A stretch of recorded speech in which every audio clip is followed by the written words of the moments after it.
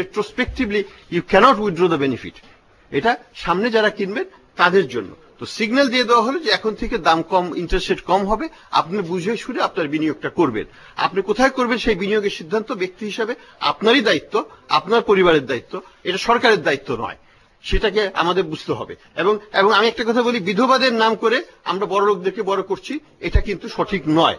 আমাদের দারিদ্র্য বিমোচন কর্মসূচির জন্য আমাদের সোশ্যাল প্রোটেকশন স্ট্র্যাটেজিকে স্ট্রেংথেন করতে হবে, ওখানে টাকা বেশি দিতে হবে। কিন্তু এনএসএস এর মাধ্যমে টাকা দিয়ে আমি ওই 10% লোক যারা কোটিপতি, যারা এখানে 1 কোটি 10 কোটি টাকা রেখেছে, আমার মতো আপনাদের মতো, তাদেরকে পয়সা দেওয়ার কোনো প্রয়োজন আছে বলে আমি মনে করি না। আমি নিজেও এটার বেনিফিশিয়ারি। আমি মনে করি যে I don't deserve that benefit, but I get the benefit. Hasan সাহেব, ইস্যুটা কিন্তু পাবলিক ওয়াইডার, হাসান সাহেব এই ইস্যুটা ওয়াইডার পাবলিক কনসার্ন আছে বলে আমিও একটা জিনিস শেয়ার করি।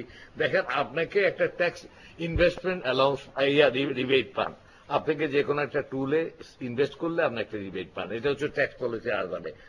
এখন আপনি লিমিট আছে ইন্ডিভিজুয়াল, 1 কোটি 5 লাখের বেশি কোন ইন্ডিভিজুয়াল সেভিং সার্টিফিকেট হোল্ড করতে পারবেন না। আপনি এখন যিনি স্যাচুরেশন পয়েন্টে গেছেন, এই ট্যাক্স ইন্টারেস্ট ডিডাকশনের জন্য তার মান্থলি ইনকামটা তার ন্যাচারালি প্রপোর্শনালি যারা আগামীতে যাবেন কমে যাবে। তাহলে আপনি why don't you raise the ceiling? আপনি আর why don't you tag you tax TIN policy with that? আপনি যেগুলি টিএন পলিসির সাথে সেভিং সার্টিফিকেট ট্যাগ করেন না কেন? আপনি ডিজিটাল পদ্ধতিতে that is possible, why don't you do it? আপনি ডিজিটাল টেকনোলজি চাইবেন, ডিজিটাল গভর্নেন্স চাইবেন, তো why are you not taking the purchase of saving certificate with your TIN? একটা কথা বলবো,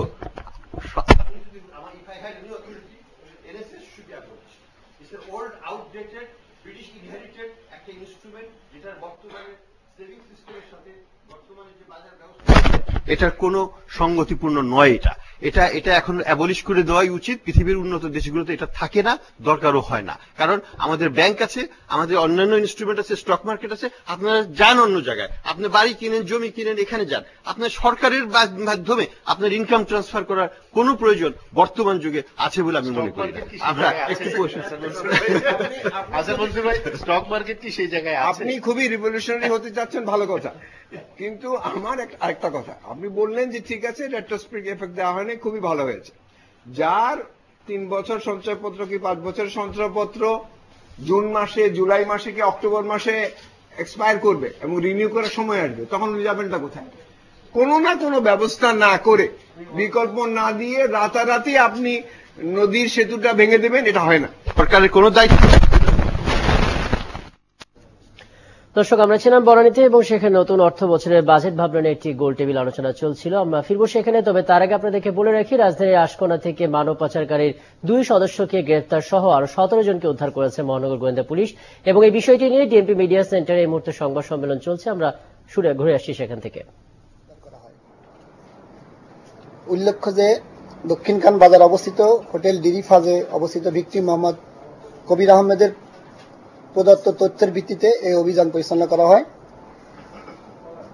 এই অভিযান পরিচালনা করে তাদের গ্রেপ্তার করার পর প্রাথমিক জিজ্ঞাসাবাদে জানা যায় যে মানব পাচারের সাথে যুক্ত প্রতিষ্ঠান জিএলসি প্রাইভেট লিমিটেডের MD Mahmudur Rahman, manager Babul Hossain, cashier Mohammad Mahfuzur Rahman, Mohammad Mahbub ও উবায়দুর রহমান এরা এই কাজে জড়িত এবং তারা এই অভিযানের সময় পালিয়ে যায়। এরা দ্বীপরাষ্ট্র পালাওয়ের পাঠানোর জন্য প্রত্যেকের কাছ থেকে 7 লক্ষ টাকা গ্রহণ করে এবং এই মাহমুদুর রহমান এই মূল কাজটি করিয়া থাকে। পাশাপাশি তাদের বিভিন্ন সময় বিভিন্ন ডেট দিয়ে এই পাঠানোর কথা বলে তাদের বিভিন্ন হোটেলে রাখে। সর্বশেষ তারা এই হোটেলে অবস্থান করে। পালাওয়ের আপনারা সবাই জানেন যে পালাওয়ে কোনো ভিসা লাগে না, পোর্ট ভিসা। সুতরাং সেখানে যাওয়ার পরে তারা ওখান থেকে নৌকাযোগে ইন্দোনেশিয়া, মালয়েশিয়া, অস্ট্রেলিয়া ও পাপুয়া নিউ গিনি এই সমস্ত দেশে তাদের পাচার করা হয়। তাদের বিরুদ্ধে মামলা রুজু হয়েছে। আমরা তাদের কোর্টে পাঠাবো এবং রিমান্ডে এনে তাদের জিজ্ঞাসাবাদ করে আরো অন্যান্য কারা এই মানব পাচারে জড়িত আছে তাদের আমরা বের করার চেষ্টা করব, পরবর্তীতে আপনাদের জানানো হবে। পাশাপাশি আমাদের ডিবি উত্তর এডিসি শাহজাহানের নির্দেশনায় এসি মাহফুজুল হক রাসেলের নেতৃত্বে আর একটা টিম গতকাল মালয়েশিয়া দুইজনকে মালয়েশিয়া পাঠানো হয়েছিল। মালয়েশিয়া পাচার করার পরে গতকাল তাদের আত্মীয়র কাছে আবার ফোন করে ওখানে আটকিয়ে রেখে টাকা চেয়েছিল। 5 লক্ষ পর্যায়ক্রমে তারা 5,40,000 টাকা দিয়েছে। গতকাল আবার টাকা চাওয়ার পরে আমাদের তারা ইনফর্ম করে এবং আমাদের টিম সেখানে শফিকুল ইসলামকে যে হাতে নাতে 50,000 টাকা সহ আমরা গ্রেপ্তার করি এবং তার প্রাপ্তের তথ্য ভিত্তিতে জানা যায় যে বগুড়ার রব ও শাহজাহান এই দুইজনকে তারা কিছুদিন আগে মালয়েশিয়া পাঠিয়েছে এবং তার আত্মীয় রাজু আহমেদের অভিযোগের ভিত্তিতে আমরা এই অভিযান পরিচালনা করি এবং তাকে আমরা গ্রেপ্তার করতে সক্ষম হই। গত রাতেই তাকে অ্যারেস্ট করার পরে মালয়েশিয়া সে আমাদের এখান থেকেই ফোন করে বলার পর তাকে ওখান থেকে তারা ছেড়ে দিয়েছে বলে আমরা জানতে পেরেছি। এদের বিরুদ্ধে আমাদের আলাদা একটা মামলা রুজু করা হয়েছে মতিঝিল থানায়। আসামিকে কোর্টে প্রেরণ করা হবে এবং রিমান্ডে এনে তার প্রাপ্ত তথ্য যাচাই বাছাই করে আরো যদি কারা কারা এই কাজে জড়িত আছে সেগুলো আমরা জানতে পারবো, আগামীতে আপনাদের আমরা জানাতে পারবো। আপনি আপনার বর্ণনায় বলেছেন যে ওই যে পাচারকারী জড়িত যে প্রতিষ্ঠান, সেই প্রতিষ্ঠানের এমডি, প্রতিষ্ঠানের ম্যানেজার, কেশিয়ার সবাই পালিয়ে গেছে। যে দুজন আটক হয়েছে এরা কোন পর্যায়ে? এরা কি দারোয়ান পিওন এই পর্যায়ে নাকি কোন কর্মকর্তা পর্যায়ে? না, তারাও এদের সাথেই জড়িত এবং তারা এই লোকজনের তাদের সাথে যোগাযোগ করে এই সমস্ত লোকজন এনে দেয় এবং টাকা পয়সা লেনদেন করে। তাদেরই কর্ম, তাদেরই দালাল।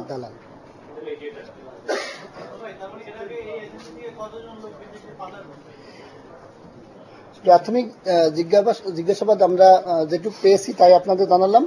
আমরা রিমান্ডে আনার পর আমরা আরো জানার চেষ্টা করবো যে কতজন বিদেশে পাঠিয়েছে, পাশাপাশি এই শহরের আরো কারা কারা কোন কোন ট্রাভেল এজেন্সি বা বিভিন্ন প্রতিষ্ঠান জড়িত আছে সেগুলো আমরা বের করার চেষ্টা করবো। বলেন। আমরা দেখি যে মানব পাচারের ক্ষেত্রে যে এরা হোটেলে যাদের পাচার করবে তাদের রাখে, তো সেক্ষেত্রে হোটেলের উপর কোনো গোয়েন্দা নজরদারি আছে কিনা, এরকম কোনো হোটেল আপনারা চিহ্নিত করেছেন কিনা যে হোটেলে এরা রাখে? না, এটা নির্ভর করবে সংশ্লিষ্ট প্রতিষ্ঠান কোন হোটেলে তারা রাখে। সাধারণত যেটা দেখা যায় যে বিভিন্ন প্রতিষ্ঠান তাদের নির্দিষ্ট কিছু হোটেল থাকে, সেই হোটেলেই রাখে। আমাদের কাছে তথ্য থাকলে আমরা সেই সমস্ত হোটেলের পরে নজরদারি করে থাকি। নর্মালি আমরা এইগুলো বেশি করি না, তবে আমাদের কাছে যখন খবর থাকে তখন আমরা সেখানে অভিযান চালাই বা আমরা নজরদারি করে থাকি।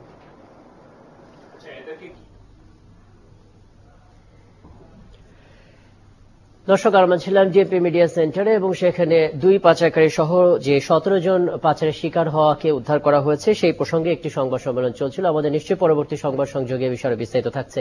এ পর্যায়ে বিরতি, ফিরছে আরো খবর নিয়ে। 71 সঙ্গে থাকুন।